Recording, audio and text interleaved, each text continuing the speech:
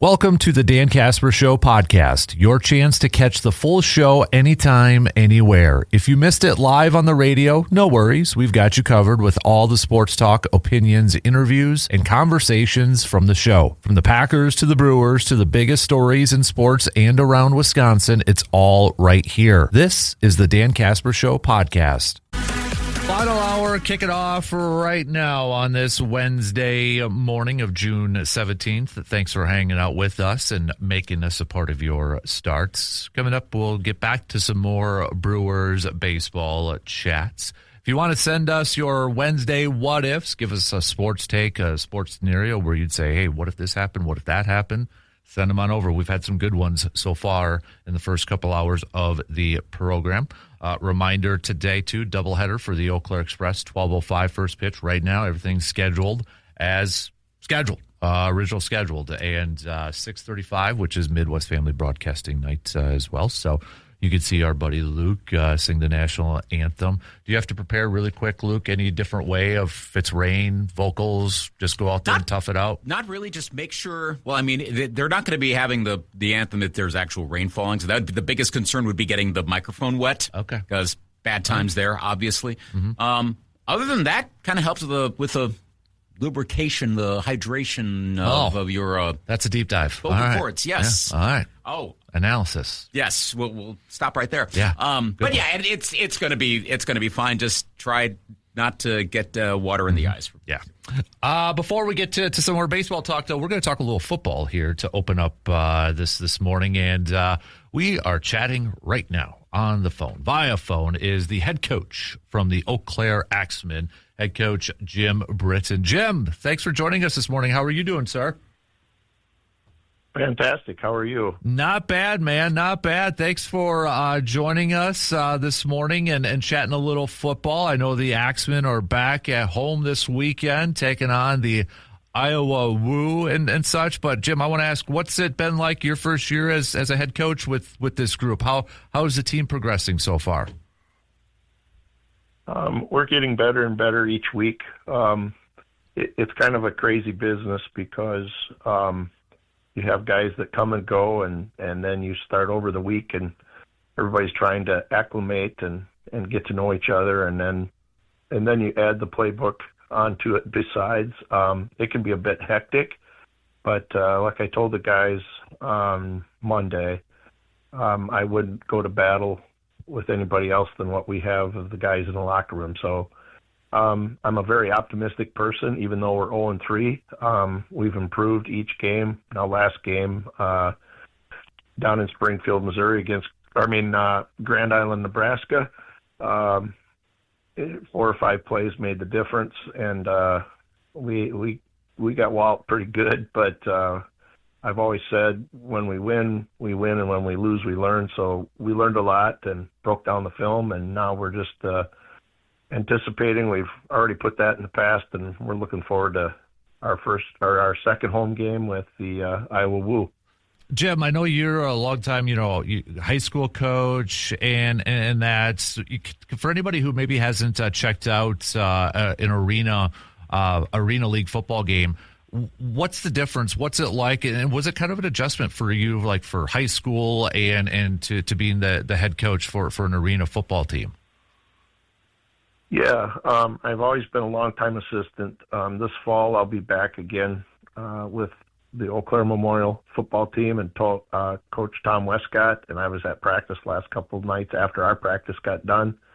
Of course, 11 man, you have 4 more guys to help you out. Our game, it was a big adjustment for me because it's 7-on-7, and it's generally an offensive / passing league. So those type of adjustments, I had to get used to. It's a whole different ball game. You can watch it like 7-on-7 flag football, but this is full contact and a couple of different rules. You have a throw off, you don't have a kickoff. You can surrender on 4th down, and if you do that, if it's 4th and long and you surrender, you give the other team the ball and they take it at the 15. It's only a 50-yard field. And width-wise as well, so you have less grass to cover per se, and it's so fast-paced. You have, once the ball is set, official blows the whistle, you only got 20 seconds to go, and you can't huddle, so you have risk coaches, and everything is just so fast-paced. So that's a huge hurdle to get over, but I'm more used to it now. Obviously, it's my second year, but first-year head coach, there's a lot of behind-the-scenes things that go on that I guess when I used to be an athletic director, you see all of those things firsthand, but the public doesn't always see the things that go on behind the scenes, and so that's a big adjustment for me. So we've got June 20th. If you're looking for Father's Day weekend to take Dad to a football game, you got Saturday nights at the Sonanteg Center at 7:05 p.m. You can head to the Axemen's website, ecaxmenfootball.com, to purchase your tickets. And I believe, Coach, too, did I see on Facebook, buy one, get one for the game this weekend, too? Yes, I believe that's the case. I don't get too involved with that part of it. Our team president, Dr. Michael Kubin, who lives in Dallas, Texas, we've become really, really good friends, and he kind of runs the show, and anything I need, I can talk to him, and vice versa. So we're always conversing, sometimes 3, 4, 5 times a day. I'm his right-hand man, I guess. I'm his eyes and ears on the ground here, and then when he comes up, he does his thing, and we do ours, and just try to make that experience for the fans not only realistic, but just to have a lot of fun. And there's so much going on in the world today, and it just for a couple, 3 hours, and that's the beauty of sports. You can just put things to the side and just have fun with family and friends and have a good time. And so, yeah, we hope they come out and this buy one, get one free, and get to watch a good quality football game. And it's climate controlled. It's always 72 degrees and sunny inside. So, we love to have everybody come on out and watch us. All right, again, kickoff 7:05 Saturday night. And again, if you're looking for something to take Dad to, and Dad's a big football fan or a big sports fan, head on down to the Sonanteg Center. And you don't have to worry about rain if it does rain on Saturday, because you get to watch the action. And, Coach, thanks for joining us a little bit this morning. And, hey, we'll catch up again with you next Wednesday, okay, sir? That sounds great. Thank you so much for having me on your program, and I also want to give a shout out to all the sponsors. Thank you for supporting us throughout, and fans for supporting us so far this year, and we continue that sport and that journey for the rest of the summer. You got it. Thanks, Coach Jim, and we'll catch up with Coach coming up next week. And if you want to check out the schedule for the Eau Claire Axemen, you can head to ecaxmenfootball.com and make sure you follow them on Facebook, too, because they're always posting up some specials and some deals over there, too. So that's coming up this Saturday. All right, Lucas. Yes. So we've got Brewers back at it. Cooper Pratt made his debut yesterday, and, of course, doesn't get a hit, so he's a bum. Bust. Did he have a patch on last night? That MLB debut one? I don't know, to be honest with you. Look at the pictures of the video. Probably did. But yeah, the Cooper Pratt era is underway. That's good. Had a throwing error, which I chalk it up to some nerves. He's kind new. of getting it out of there. It'll be fine. Saw the Sarah Langs post last night. Brewers off to their third best start through most number of games. Most wins in franchise history through the first 70 games. Yeah. So got that going for us. Yeah. I mean, which is nice. Again, this was maybe going to be the down year for the Brewers. I think a lot of us thought that. And here they are once again, pacing pretty well this gosh. Isn't this an example of, we all like to be armchair quarterbacks and overanalyze, and yet still the smartest people in the room are probably the people in the building itself. Mm-hmm. This is why I say over and over, and I'm a fan, that fans really don't matter ultimately. I think media folks, probably more national media folks, get caught up in what are the fans are going to be outraged by whatever. I'm sorry, They're fans. It is entertainment. It's my trope. It's entertainment to all of us. These folks are paid to do a job because they are good at that job. Even the worst will probably do a better job than us. Same for the players, too. The worst NFL players is why I always say if a quarterback is, quote-unquote, bad, I always say they're a bad NFL quarterback. I don't want to say they're a bad quarterback because that bad NFL quarterback, think like Nate Peterman, is a way better quarterback than probably everybody listening to this show right now if we tried to be a quarterback right now, okay? It's all relative. Now, of course, it's relative to what you have. So there's going to be good ones. There's going to be bad ones, yes. They know what they're doing, and some know better. The Brewers, not only do they have people that are pretty smart at what they do, but they're, by Major League Baseball standards, and the 30 teams are really good at that. They got the secret sauce. They've figured out how to stay competitive in a market. Yes, going back to market size and finances, but they really should be like the Pittsburgh Pirates or the Cincinnati Reds. Yet they're competitive year in and year out, and here we are yet again. They send off Freddie Peralta. What do you know? Even with not hitting that many home runs, here they are with one of their best seasons ever so far through mid-June, and that's with a lot of good seasons in recent years. They've earned they earned the benefit of the doubt years ago. We're not shocked by this. Right. All right, let's take a quick break. More baseball talk, more fun coming up after these few words. So in the first hour, I threw out a question. What's the most worthless, pointless, overrated sports statistic currently right now? And it's not a knock on Aaron Ashby, but how much? I knew you were going there. How much has that number kind of lost its luster a little bit, lost its shine over the years? I think when Felix Hernandez was it? Refresh my memory. Was he like either in line for the Cy Young or he won the Cy Young with like 13 wins or something? That felt to me like the tipping point of we are now valuing something other than wins, and understandably so. The data shows that. So it's already been that way for a while. So it's not going to be as big of a deal if Aaron Ashby is a 20-game winner. If he goes 20-0 this season, like you're going to see derisive articles on that. There's going to be a boom lit around late September of what are we doing with wins? This doesn't matter. Do we need to change wins so that reliever wins don't properly count or something? You'll probably see a little something like that, and then the playoffs will begin, and we will collectively forget about it. Because it could very well happen again. It's every reason to think it can happen. But this is not the beginning of this is not the opener trend.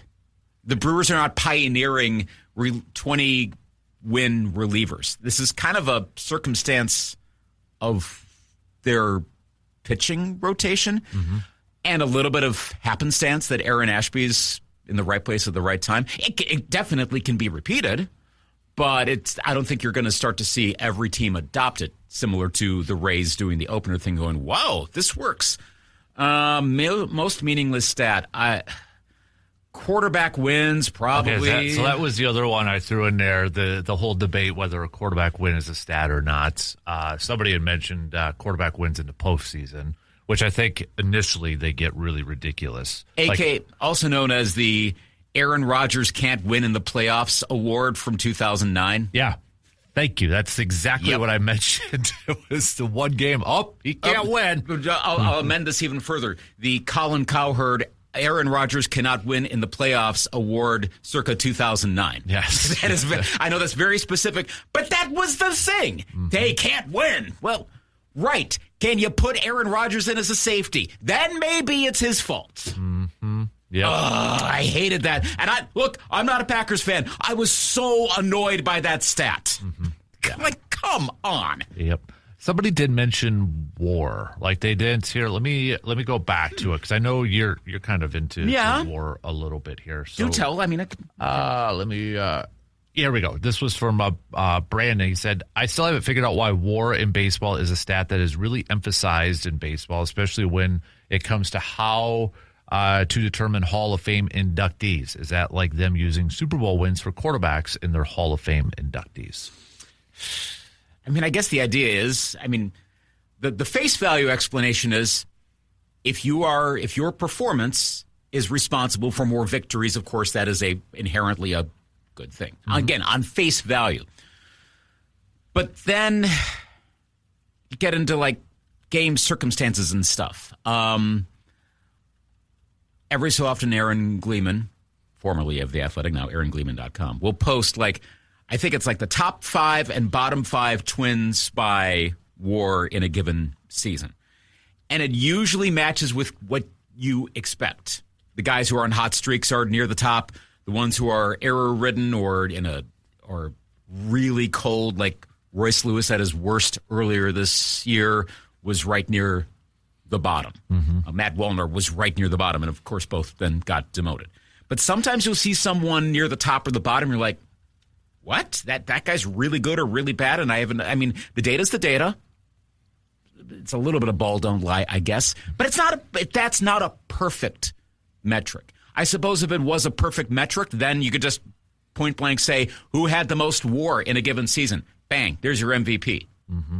Well, that's getting a little too clinical, right? I think. It's a stat that can contribute to it. Aaron Ashby already being 10-0 on the season, and let's presume that he pulls this off, and he goes 20-0 this year. That's going to help the case for, so which one is it for the Brewers? They've got 2 at American Family Field. There's the walk, and then there's the walk and the wall. Yes, yeah, right. That is going to strongly help his case for making at least one of those. and it sounds a little stupid, but it's true too. I mean that's going to be in the memories of Brewers fans. Mm-hmm. Sure, if you're 20 game winner, even if it comes with a chuckle, it was. But that's also not going to make him a Hall of Fame lock if he's the first 20-game winner in forever. Like the Baseball Hall of Fame is not going to be like, well, we got to consider Aaron Ashby. It's not a knock on Aaron Ashby, but consider the context. Right. So it's another factor. It can be overrated. You have to use it in context. Everything. Like quarterback wins do matter to a degree because you're the quarterback and you're I say arguably, but not really arguably, you're the most important person on a football team. You're the most important player. So, yeah, quarterback wins do matter, but you all have to look under the hood at a lot of the stuff. That's why you have stuff like DVOA, for example. That can be overrated, too. Mm-hmm. QBR can be overrated. It depends on if... We've talked about the Pro Football Focus grades being... yes. Again, Aaron Rodgers, remember the Chiefs game where he threw 4 touchdown passes and he got a low grade? Right.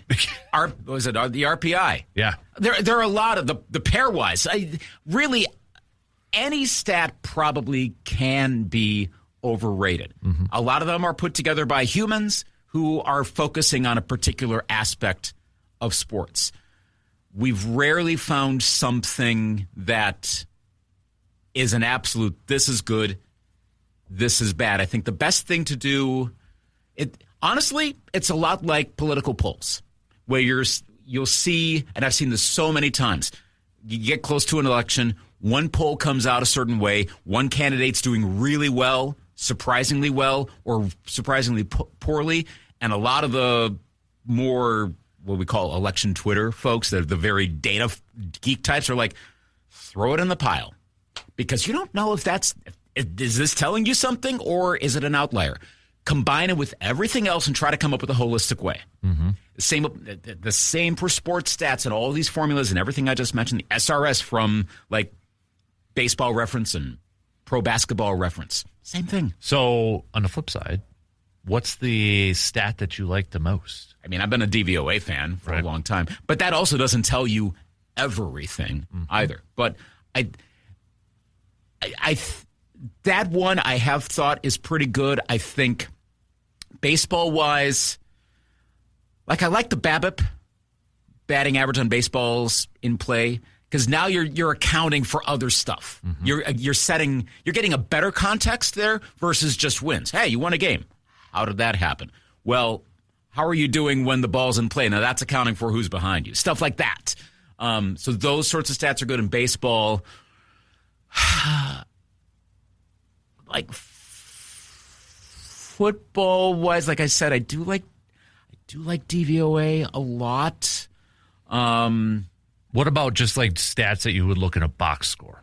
Is there anything that tells the story? ERAs, and I know that even that's not as much. ERA and WHIP. WHIP, I was just going to... Yeah, those are probably the best. I mean, your OPS is probably a pretty good one in terms of a broader-based one. If between slugging and batting average, slugging and on-base percentage. Because, I mean, we've seen teams in broadcasts switch to OPS over batting average now. You know, it's... You know what a simple one is? And it's not... It's a stat, but it's a very basic stat. And hockey people will be like, duh, shots on goal. Yeah. And it's good that has made its way more to the score bug. That's a good one. I mean, it tells me a lot for a basic stat. Watching the Stanley Cup final, and you go, okay, yeah, so game's 2-1, but how are the shots on goal going? That tells you which team in real time is dominating more. I'll oftentimes look like for soccer when Aston Villa's playing, and so I'll scroll down. One of the first things I want to see, if it's a 1-1 game, it's 1-1 at the half, who's been dominating so far? And that'll tell me a lot right there before I go in and see, like, okay, what's the actual analysis? But if it's like 64-36, Villa's got it way over, like, Manchester United, and it's 1-1, I'm like, you guys should be winning by more right now. Or, like, if they're down 2-0 to a really bad team, but they have, like, 75% possession, what's going on here? So those are some more basic stats, but, like, possession, shots on goal, again, that sort of stuff that tells you how much one team really is, again, dominating a game. I like those ones. Yeah. You have a favorite?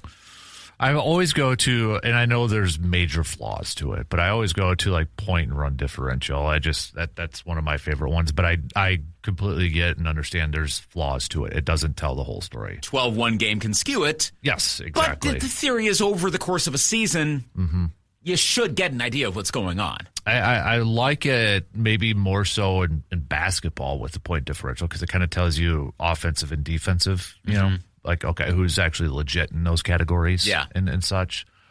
Even football to an extent, you can definitely see that. I get baseball gets a little skewed. I mean, Brewers right now are one of the top run differential teams, but they don't hit home runs. But is that a good? Is that bad? Right. There's so much more open to debate and interpretation with that. So, I mean, then you could go, to your very basics. If you have a really good field goal percentage, you're probably doing pretty well. Yeah. You know, the basic ones with that. Yeah. I always just use the phrase, a lot of the Pro Football Focus, the DVOAs, they're a tool in the toolbox.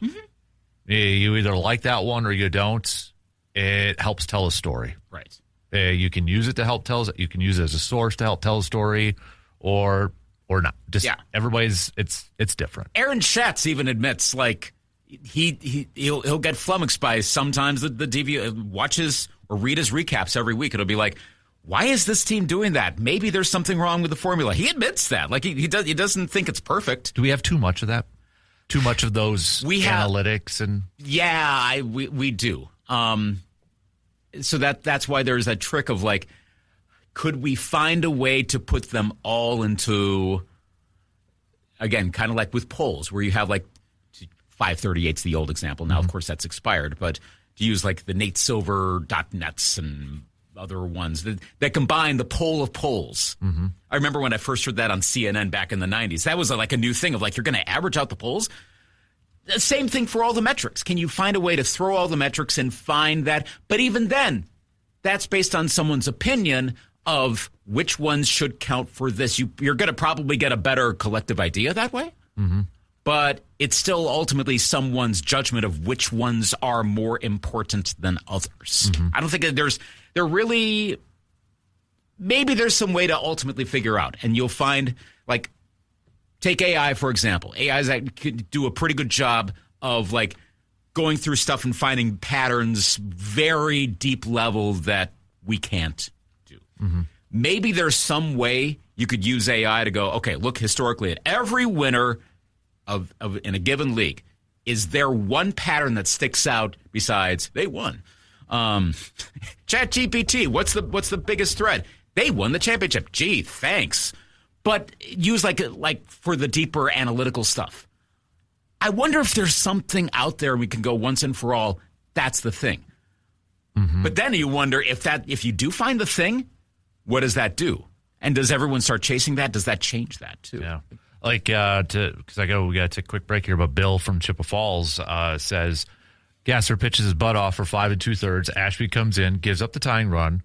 Gasser gets a no decision, and Ashby gets the win. There's something seriously wrong with that. That doesn't seem because to when make you see sense. the line, it has BS next to it, which blown save, not BS, but it says it's Ashby gets blown save, but then the win.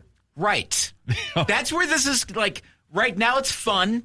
This is where the baseball folks, probably both the analytical ones and the non-analytical ones, are going to be like, what if he gets close to 20? Because I guarantee you there's still contracts out there that have incentives. Hey, if you win 10 games, you get a bonus. Well, right. The rules kind of make it kind of hard now to achieve some of those numbers. Oh, yeah. No team is going to be able to say, sorry, actually, no. Yep. That's the contract. Yep, exactly. All right, we got to take a quick break. We'll be back in just a little bit.